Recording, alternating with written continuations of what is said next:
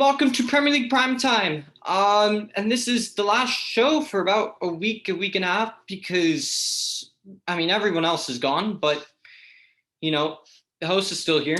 The host also needs his vacation, which I'll be going on a nice holiday in for about 1.5 weeks. But so after this, it's going to be some time before Premier League prime time kind of kicks up again. I think everyone needs at some point to just recharge their batteries and whatnot. But let's get right into it. This wouldn't be just a sole Daveye video if it weren't, taking a look at the Manchester United and some players that have been put on a stay or a go list, a keeper go list, and I will run through this. Starting off with Victor Lindelof, and in about March and April, he was very, very good, but for me, he's just been, very disappointing for me. It's clear to see when Harry Maguire is not here, and Victor Lindelof is more or less the main man to lead our back four. It's a complete and utter shambles for me. Victor Lindelof for me is not a title-winning center back, and I think, and this is why Manchester United desperately need to bring in a new center back to play with Victor Lindelof. With Harry Maguire, not Victor Lindelof. So for me, and I know one of my friends, he is a massive Lindelof fan. But to him, for me, Lindelof has just not been good enough this season. For me, he has to go. I don't think he will go, but if I were Ole Gunnar Solskjaer, I would say bye-bye, see you later. Next, we have Axel Tuanzebe. I'm a big fan of his. I really, really am a big fan of Tuanzebe. And for me, if it was a stay or go, my most preferred would be to let him go on loan and to let him play. But for me, if it was just a stay or a go, it's a tough one. I'm a massive fan of Alex Tuanzebe. And look, I'm not saying that that someone like a Tatum Mengi is going to come and take his place, but you have guys like that. You have people like Will Fish. I'm not saying that they're immediately ready for first team football, but you have young players in your ranks. You could probably get some decent money for him. So it'd be a shame because he's a very good. I'm a massive fan of him, but just to keep him as a third choice, I don't know. I'd keep him for another year, and we'd see how that goes. Brandon Williams, he's a keep for me. Because for me, if you keep Brandon Williams, you don't need competition at right back. Would I prefer someone like a Kieran Trippier? Yes, I would. But for me, I'd let Brandon Williams have that chance, have the opportunity. But for me, he's kind of like Axel Tuanzebe in the sense that that they just need to play. They need to play. Scott McTominay and Fred. I'm just gonna put both of them in the same category. For me, neither should be starting. Neither are good enough to start for Manchester United. For me, they're squad players at best. And this McFred thing really underlies the need to bring in a central defensive midfielder. Really, really does. For me, I like both, but I think they're squad players at best. But if someone comes in with a decent offer and with decent money, for me, they go. They definitely go. Nemanja Matic, for me, he goes. He 100% goes, especially if you bring in a top class central defensive midfielder. His legs have gone. He's nearing 34. He's 33 right now, and it's just and it really and truly and for me, this is the end of Nemanja Matic for me, and he's too slow. He's our best central defensive midfielder in the sense that in terms of just being naturally just into the position, but it's not good enough for me. Nemanja Matic for me is a go. Juan Mata also a go. I love the man. I love the guy. Look, Juan Mata for me is he's such a nice guy, but Do I want all nice guys? No. Juan Mata, for me, he's been such an outstanding servant to the club, though. Such an outstanding servant. He's done so much for this club. I have a lot of respect for him, a lot of time for him. I wish him nothing but the best. But for me, he should not be getting anywhere near a new contract. He's back in the summer 2019, we gave him a new contract, or Manchester United gave him a new contract on about £150,000 a week. And if you give him a new 1-year deal, that's probably going to be another wage raise. Let's say £175,000 a week. No, for me, it's a go. And he's too slow as well. Go back to Spain where he still has plenty of years left in his legs. Go to places like Spain or Italy where the pace is slower and you can see a really, really good Juan Mata. Donny van de Beek is a definite keep for me. Donny van de Beek, for me, it's just been really unfortunate that how Ole Gunnar Solskjaer has not given him the chances and the trust that he needs. But he's such a quality player. He's a top quality player for me. Donny van de Beek, for me, it stays 100%. Daniel James, for me, Daniel James goes. He's having a very good Euros, so that attracts more teams to his attention. And I saw a stat that apparently Daniel James has the highest chance creation of any player at the Euros right now. And him especially playing well for his national side, for me, it's a sell. Because for me, I mean, Daniel James doesn't really bring anything other than pace for me, in my opinion. I wish nothing but the best for him, but for me, you could probably get some money for him.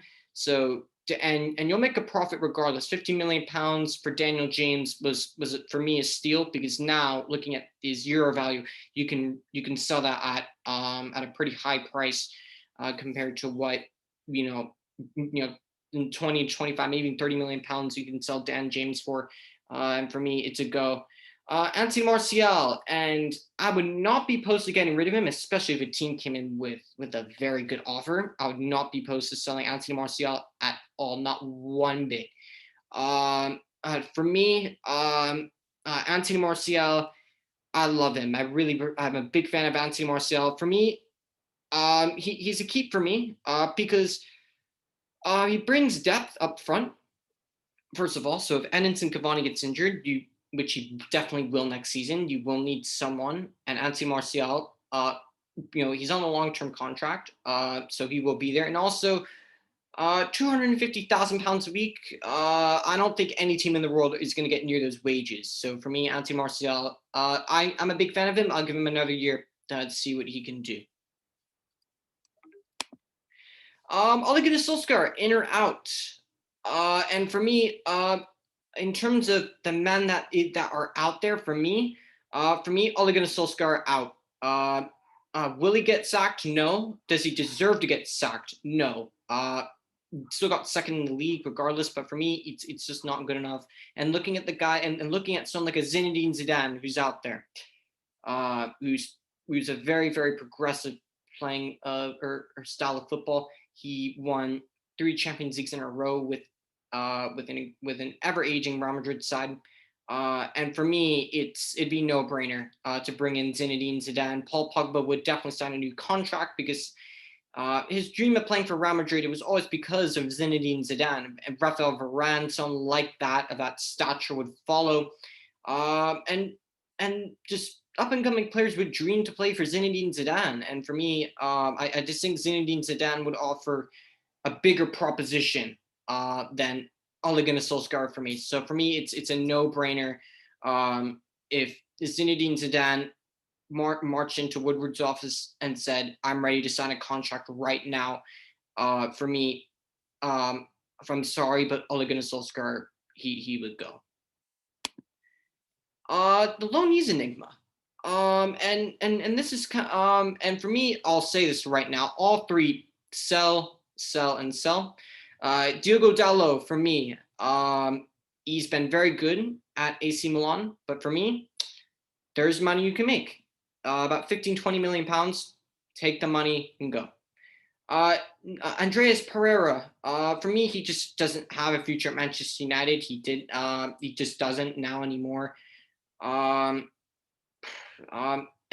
for me, he's 23, 24, and I don't know if Lazio want to keep him, but if they do, for me, Andreas Pereira, he can stay there because Manchester United have the likes of Bruno Fernandes and Donny van de Beek, and for me, Andreas Pereira is getting nowhere near that squad. Jesse Lingard, for me, it's a definite go. I would Jesse nothing but all the best. Like I said about Matt, I have so much time respect for him. A local kid, grew up. He's a Manchester lad, and he has gone out to West Ham, and he has shown the world what Lingardinho is capable of, and he has been nothing but outstanding for West Ham. And for me, I'll offer of again 20, 25, 30 million pounds. For me, it's a go. The goalkeeping conundrum. Dean Henderson versus David De Gea. This situation should never happen in the first place. It really, really shouldn't have. For me, in terms of just taking over, I mean, I rate both goalkeepers so highly. And look, I have a lot of time for David De Gea. I really, really do. But for me, I think it's time. I think it's time to pass the torch on to Dean Henderson. And look, David De Gea for me, he's been nothing but an outstanding servant. And look, if David De Gea still is the Manchester United number one goalkeeper, I won't have an issue. I rate both of them very highly. But for me, David De Gea, he's making £375,000 a week. Get that off the wage bill if you can, and invest it into a guy like Paul Pogba's contract. I mean, look at his situation. It's up at the end of this upcoming season. He walks away for free. So for me, I'd sort that out ASAP for me. So that's my thoughts on the goalkeeping conundrum. What and where should Ole Gunnar Solskjaer prioritize in strengthening this summer? Now, this will be a repeat of what I've been saying all season. 3 positions. First, need to be central defensive midfielder, a center back, and a right winger. Very, very simple. For me, in terms of specific names, in terms of central defensive midfield, I think there's only one player who comes up on my list. Declan Rice for me is my number one target, although he's English, so it will take a remarkable amount of money, close to the 80 million to 100 million pound range for Declan Rice. Yaiz Basuma would also be fantastic. I also rate him very highly. He would also do very nicely slotting him in at central defensive midfielder. Center backs, Raphael Varane and Jules Koundé for me. It's a no-brainer. It really is a no-brainer for me. Both world class for me. Or no, Jules Koundé for me is up and coming, but Raphael Varane's world class. He's a world class center back. Raphael Varane for me next to Harry Maguire. I think that's a title-winning center back partnership for me, 100%. And the right winger. I think we all know who I'm going to say, and I think we all know who Manchester United, I think, are going to sign. I think they're signing him first above anyone else, Jadon Sancho. That name has been ringing in my ears for now the past 2 years now in terms of Manchester United transfer targets. And for me personally, Jadon Sancho is generational. He's 20 years old. And for me, Jadon Sancho could be at this club for a very, very long time. And for me, that would be an unbelievable signing. But those would be the 3 areas and specific names I would say. And last but not least, top 3 players of the season and top 3 disappointments. For me, it's quite simple. Top 3 disappointments of the season. For me, I'll start with Victor Lindelof. For me, he's not been good enough for me. Victor Lindelof, he's not been good enough at all. And for me, Victor Lindelof, for me, I think next to a Varane or Koundé, I think he could be a better center back. But for me, he cannot be starting for Manchester United anymore. He cannot be. He honestly cannot be for me. I was a big fan of him at one point, but for me, Lindelof, it's not good enough. So for me, he's the third like biggest disappointment, I guess you could say. Second biggest disappointment for me, and for me it's tied between two. I think you could already read my mind. I'm gonna go with Donny van de Beek, and for me, the reason why he's at number two, not number one, is because he just hasn't been given the chances. Donny van de Beek, I think a lot of people expected that this guy to be playing a ton of minutes. Maybe, maybe not necessarily starting every game, because there's still Paul Pogba and there's still Bruno Fernandes, and he's not a central defensive midfielder. So I mean, if he had been playing a lot, but just not starting all the time, or not starting most, all the time, I would get it 100%. I would get it. But for me, he's played so little minutes this season, and I feel sorry for him. But Donny van de Beek for me is number two. Not number one, it's Anthony Martial. I love him. He was our player of the year last year. But for me, he has been absolutely abysmal this season. He has been dreadful. And for me, I mean, I love the guy, but it's been poor. It's not been good enough. And for me, it needs to pick up for next season. Yes, I know he got an injury. I think towards the beginning of March, and kept him out for the season. But it's been poor for me. Top three players of the season. Now, I think you could probably already see my top two players of the season. But for me, I'm going to go right in at number three. And for me, it's tied between Harry Maguire and Paul Pogba. Harry Maguire, for me, starting at around Christmas time after that Leipzig game, he's been nothing but absolutely brilliant. We really missed Maguire in this last, 5-6 games of the season. We really desperately missed him. And for me, he's going to be a massive part of what we do going forward. Paul Pogba, like Maguire, horrendous in the beginning of the season. But at about Christmas time, and January, and especially February, and towards the end of the season, he picked up remarkably. He's having a brilliant Euros right now. And I love the guy. Please stay, sign the new contract. And at number two, Luke Shaw.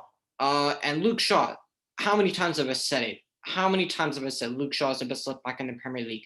Andre, if you're watching this, if you say Reguilon, I will waffle on about how awful Tottenham are in the season opener. Please do not say Reguilon is anywhere near Luke Shaw ever again. I don't want to hear it. Serge Reguilon could not even get into the Spain squad, and Luke Shaw got into the England squad. And for me, Luke Shaw, it's nowhere not number two. Not number one. Yes, I know he burnt out at the end of the year, but this guy has been ran into the ground. He's not been rested at all. Bruno Fernandes is at number one. Extraordinary player. A player that receives so much disrespect, so much hate by the media, so much hate by rival fans. And for me, I just think they're jealous. I think rival fans are jealous because they don't have a player, other than Manchester City fans in Kevin De Bruyne. I think other fans are just jealous that they don't have a player who's capable of doing the things that Bruno Fernandes has done for Manchester United. When he came in, we were a shambles, an absolute shambles. He has come into the Premier League. It's been a year and a half now in the Premier League now for Bruno Fernandes, and he has broken records. I can't even tell you how many Premier League Player of the Months he's won, because he's won so many. I think he's won at least 5. I'm pretty sure he's won at least 5. And for me, I look forward to seeing what Bruno Fernandes can do next season. He's definitely not having the best Euros as of right now. He's having an awful Euros. Hopefully he can turn it around. If Portugal go out, I want Bruno Fernandes to just go on a nice long tropical vacation on some tropical island with a beautiful beach, getting spa massages 24/7. Because for me, this guy needs a nice long good rest. He is exhausted. He is literally exhausted. And for me, people are worried about losing Paul Pogba, which I am desperately worried, but it would worry me more if we lost Bruno Fernandes. Anyways, that's all for this segment. And if you've liked what you've seen, smash like on the video and subscribe to the channel, and look at our other platforms in the link in the description below. And look, I just want to say thank you very much for riding out what has been a remarkable um, 10 months. It's been remarkable. Um, and and it means from the bottom of my heart. I really and truly sincerely thank um, everybody who's backed the channel, all the editors that have helped me, um, and everybody and my co-hosts and everybody that's subscribed and speaking up the channel, and everybody who's backed me and supported me through this whole progress.